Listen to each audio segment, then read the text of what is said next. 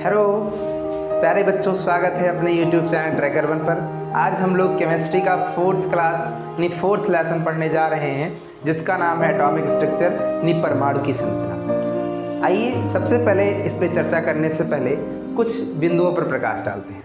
सबसे पहले, आपने कभी विचार किया है कि इस पृथ्वी का निर्माण हुआ तो निर्माण में क्या क्या चीज़ें थीं? आपके मनुष्य शरीर को अगर बिल्कुल एक भरते जैसे, या आप ऐसा कहिए एक चक्की में पीस दिया जाए, फिर वहाँ से क्या निकलेगा? एक एजम्पशन लीजिए, आप मिट्टी का छोटा सा तिनका देखते होंगे, कण देखते होंगे, क्या कुछ महसूस होता है उससे? आइए हम उसको समझते हैं, महसूस करते हैं।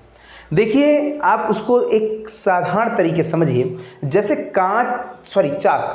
चाक से जब कोई अध्यापक लिखता है बोर्ड पर, तो आप देखते होंगे कि चाक के कुछ सूक्ष्म सूक्ष्म कण क्या हो जाते हैं, नीचे तली पर इकट्ठे हो जाते हैं, और उस तली पर जब आप जाते हैं, उंगली लगाते हैं, और वो छोटे छोटे चाक के कण आपके हाथ में आ जाते हैं। इसका मतलब अगर उन छोटे छोटे कणों को जोड़ दिया जाए तो चाक का, एक बड़े से चाक का निर्माण होगा। यानी इसका अर्थ है कि उस सूक्ष्म कणों से मिल करके चाक बना है। ऐसे ही प्रकृति में जितने भी पदार्थ हैं, कुर्सी है, मनुष्य शरीर है, ऐनक है, यानी हमारी पूरी बॉडी है, डस्टर है, मेज है, ये सब बहुत सूक्ष्म पदार्थ से मिलकर बने। ठीक है, इन सूक्ष्म पदार्थ को दो डिफाइन किया गया है। एक तो एक शब्द में आप कह सकते हैं परमाणु, और दूसरा शब्द कह सकते हैं अणु। ठीक है, लेकिन ये दोनों चीज़ें एक दूसरे से संबंधित है या नहीं संबंधित है, अभी आगे हम सीखते हैं। ठीक, यानी सभी चीज़ें छोटे छोटे कणों से मिलकर बनी। अब इसी कण को नाम दे दिया गया परमाणु। ठीक बच्चा, परमाणु जो शब्द है, ये जो बना है, ये एटोमॉस से बना है। यानी परमाणु नहीं बना है, परमाणु तो एटोमॉस नहीं बना है, एटम बना है।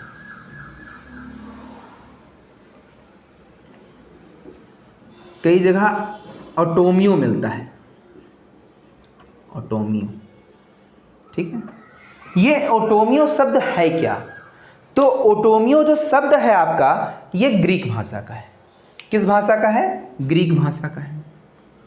कई किताबों में कई जगह अलग अलग मिलता है, आपको जो मिलेगा आप उसको स्वीकार कर लीजिएगा। हमको ये मिला, ठीक है, या तो ऑटोमास। इससे पहले वाली वीडियो लेक्चर में हमने ऑटोमास आपको बताया था, और आपको ध्यान होगा हमने परमाणु नाम देने वाले वैज्ञानिक का भी नाम बताया था आपको पहले लेक्चर में। अगर नहीं देखा है तो उसको देखिए ध्यान से। तो एटम, यानी एटम जो है एटोमियो यानी एटोमास से बना है, जो ग्रीक भाषा का शब्द है। इसका अर्थ क्या होता है? इसका अर्थ होता है अविभाज्य। क्या होता है? अविभाज्य। चलिए, इतना हम समझाने का क्या उद्देश्य है, इसको हम समझते हैं। सबसे पहले जो वैज्ञानिक आए, कौन से वैज्ञानिक आए? आइए देखते हैं इनका नाम। इनका नाम है डाल्टन।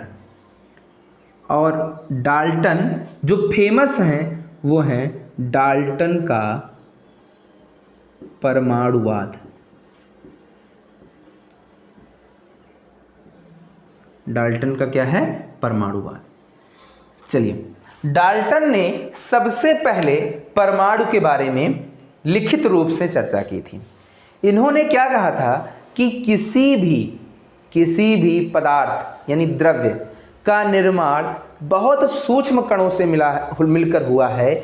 ये सबसे सूक्ष्म कण को क्या नाम दिए? परमाणु कहे, यानी क्या नाम दिए? एटम दिए। अब इन्होंने एक बात कही कि परमाणु, ध्यान दीजिएगा बच्चों, परमाणु किसी पदार्थ का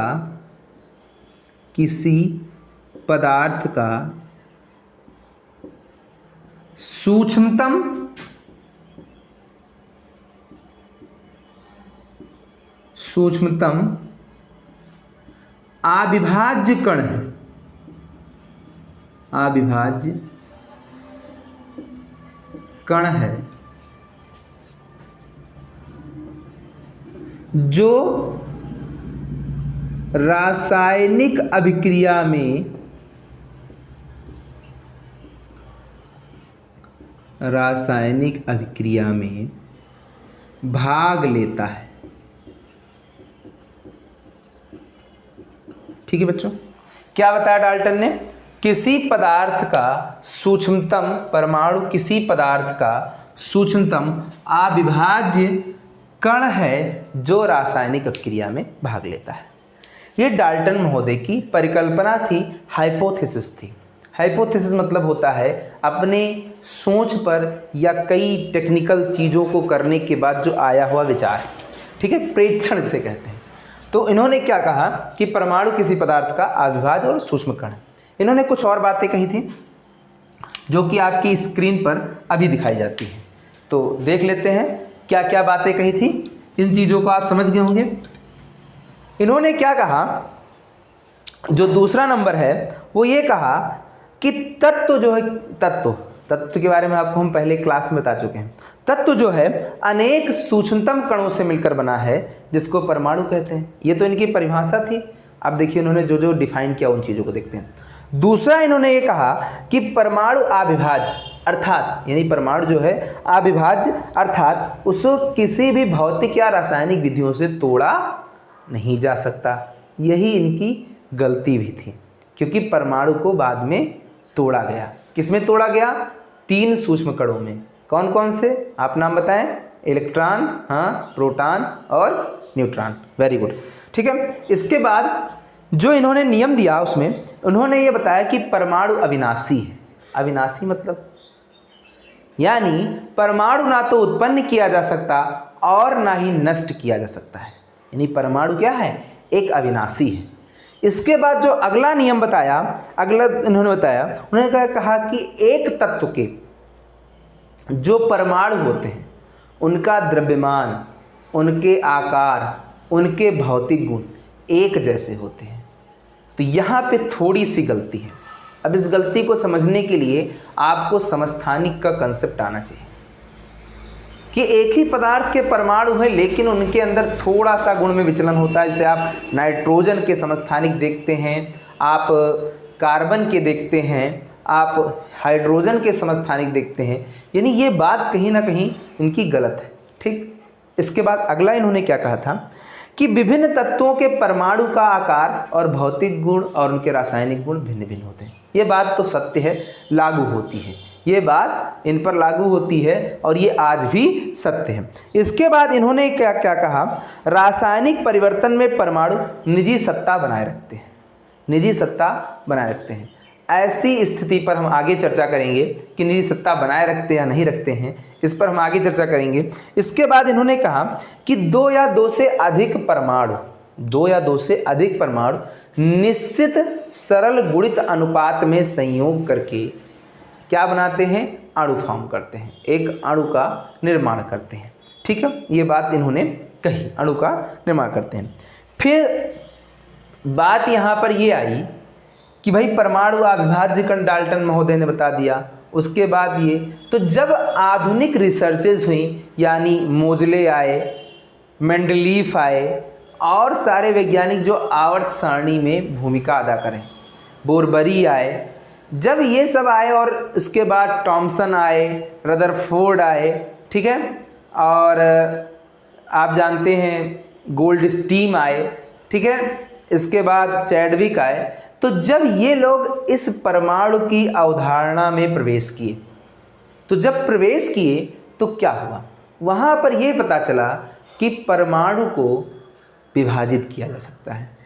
जब ये वैज्ञानिक आए, इसमें कौन से 3 प्रमुख वैज्ञानिक आप याद रखिए, रदरफोर्ड, जे टॉमसन, जेम्स चैडविक और गोल्डस्टीन, ये 4 वैज्ञानिक हैं। इनका नाम तो आपको बता दिया है, क्यों इनको याद रखना है अभी इनको हम आगे चर्चा करेंगे, लेकिन पहले इन 4 वैज्ञानिक का नाम याद रखें। इन 4 वैज्ञानिकों ने इस डाल्टन के परमाणुवाद की बिल्कुल क्या किया? सिरे से खारिज कर दिया, यानी उसको क्या बता दिया? गलत है। और फिर इन्होंने सिद्ध किया कि परमाणु अविभाज्य कण नहीं है, परमाणु एक विभाज्य कण है जो सूक्ष्म कणों से मिलकर बना है। जो 3 मूल सूक्ष्म कण हैं, इलेक्ट्रॉन, प्रोटॉन और न्यूट्रॉन, जिसमें आपको एक चीज़ जो बताना चाहेंगे यहाँ पर बोर्ड पर, इलेक्ट्रॉन की जो खोज करता है वो कौन है? जे थॉम्पसन मिलता है। अगर आप पढ़ना चाहें तो इनको थॉम्पसन भी पढ़ सकते हैं, टॉमसन भी पढ़ सकते हैं, ठीक है। प्रोटॉन का रदरफोर्ड मिलता है।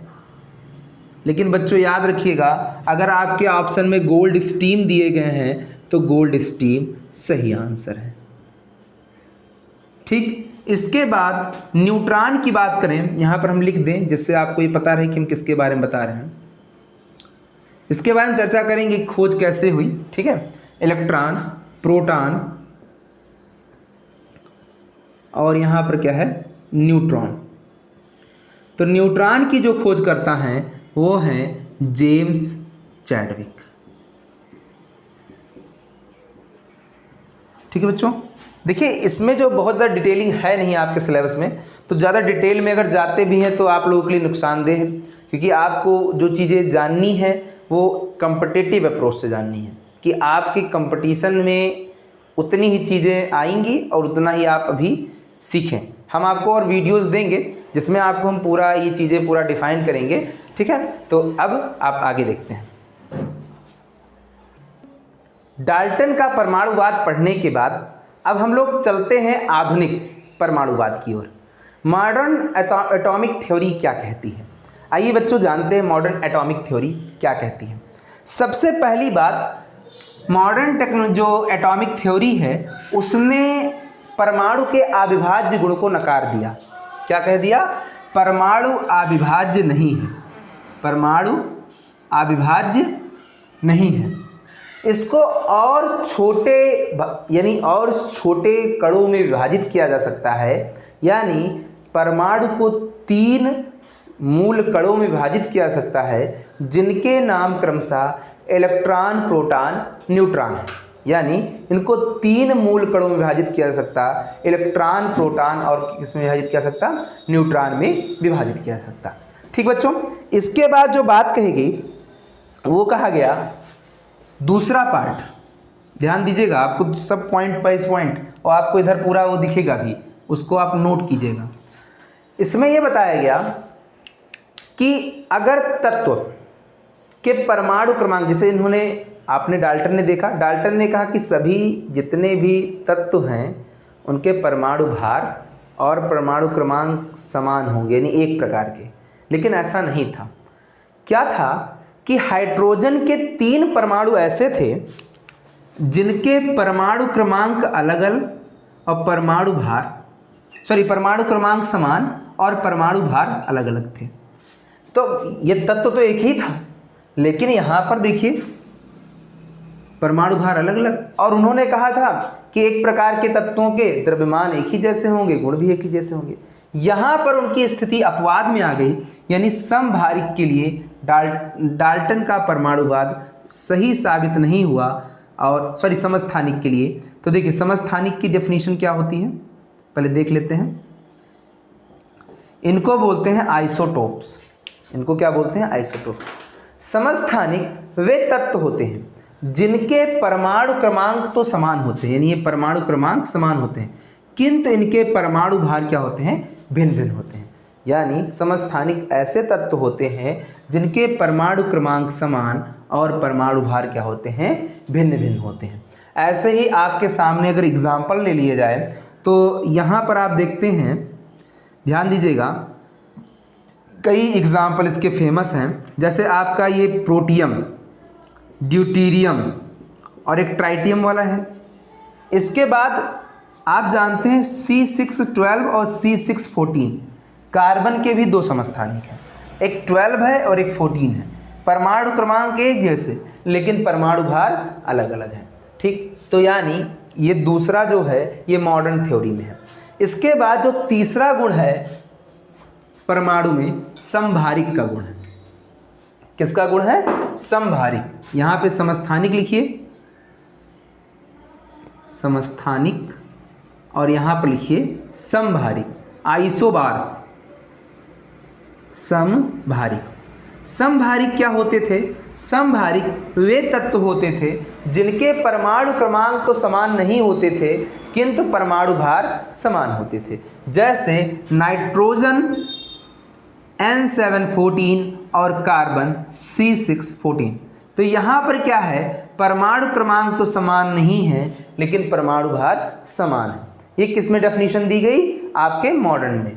इसके बाद जो चौथा यहाँ पर डिफाइन किया गया वो डिफाइन ये किया गया कि यौगिक के जो परमाणु होते हैं उनके मध्य एक सरल गुणित अनुपात होना आवश्यक है, यानी यौगिक के मध्य सरल गुणित अनुपात होना बहुत ज़रूरी है, यानी यहाँ 2:1, 1:2 ये रेशियो होना बहुत इंपॉर्टेंट है। फोर्थ जो कंडीशन थी वो ये थी कि परमाणु स्वतंत्र अवस्था में नहीं रह सकते। परमाणु स्वतंत्र अवस्था में नहीं रह सकते, ये किसी ना किसके साथ, किसी परमाणु के साथ संयुगित हो जाएंगे अक्रिय तत्वों को छोड़कर। अक्रिय तत्वों पर आगे चर्चा होगी जब हम लोग आवर्त सारणी पढ़ रहे होंगे, ठीक है।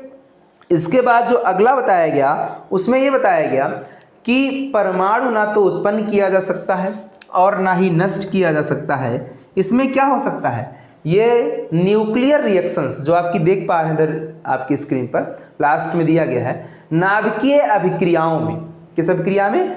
नाभिकीय अभिक्रियाओं में क्या होता है, जो बड़े यानी जिसके भारी द्रव्यमान वाले नाभिक, भारी द्रव्यमान इन द सेंस जिनके नाभिक में द्रव्यमान ज़्यादा है, वे क्या करते थे?